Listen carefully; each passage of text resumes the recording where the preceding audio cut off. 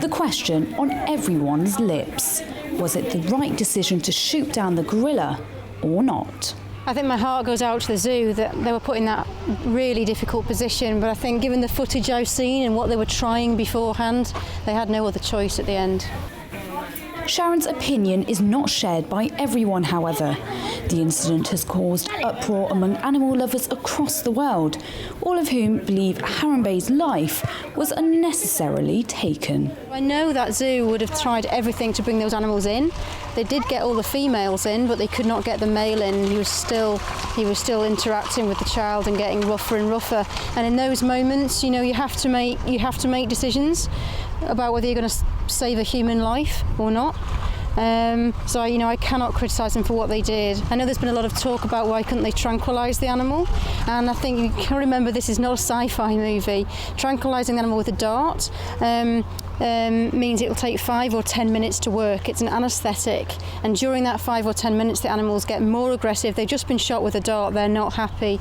So that could have just escalated him, and one flick of his wrist would have broken that child's head or back. They're really strong. Even if the gorilla didn't mean it, he could have killed that child. Another talking point has been whether the gorilla was actually protecting the child.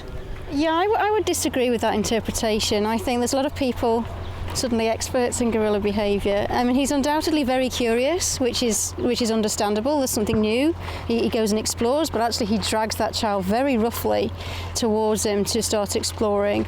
And I'm sure if you can look at small edits, it looks like he's protecting or sniffing, and he is curious, but he's very rough as well. And I've seen what they can do in the wild if they get hold of other monkeys or birds. That they are curious for a bit, and then they tend to destroy. And this was a human child we were talking about.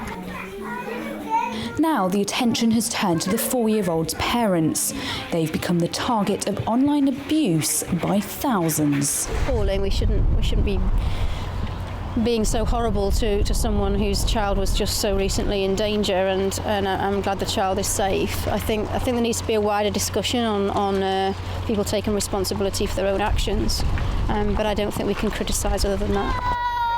Having worked with primates for many years, Sharon has seen what these animals are capable of and is keen to get this message across. Gorillas are a lot quieter, they're less showy animals. They do have some scraps with each other, but it's a lot of talk between gorillas normally. But that said, these are enormous animals. When they do push or scrap or pull each other, they're with each other. Their skin is so much tougher than ours. Their bones and muscles are so much tougher than ours. When they play with their own kids, that kind of rough play, even with another gorilla baby, would dislocate and break arms of a human child. They are so much stronger, and they don't probably realise how delicate we are. As the investigation gets underway, Sharon hopes that there won't be a step back when it comes to animal welfare. Cages were a thing of the past, and she believes it should stay this way. It's tragic if we have to start taking a step backwards for animal welfare and putting them in cages because we can't trust people. This is Roshni Patel for Big News at Twycross Zoo.